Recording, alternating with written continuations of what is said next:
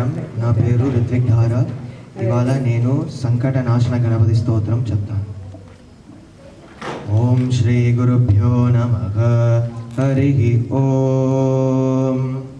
నారద ఉవాచ ప్రణమ్య శిరసా దేవం గౌరీపుత్రం వినాయకం భక్తావాసం స్మరేన్ నిత్యం ఆయుః కామార్థసిద్ధయే.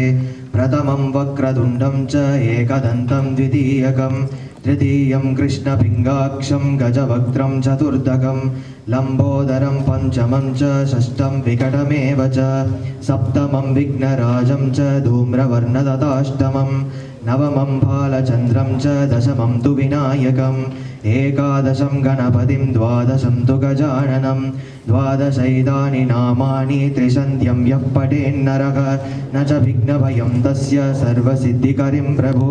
విద్యార్థీ లభతే విద్యాం ధనార్థీ లభతే ధనం పుత్రార్థీ లభతే పుత్రాం మోక్షార్థీ లభతే గతిం.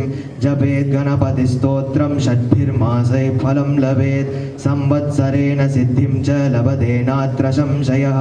అష్టభ్యో బ్రాహ్మణేభ్యశ్చ లిఖిత్వా యః సమర్పయే తస్య విద్యాత్ భవేత్ సర్వ గణేశస్య ప్రసాదతః.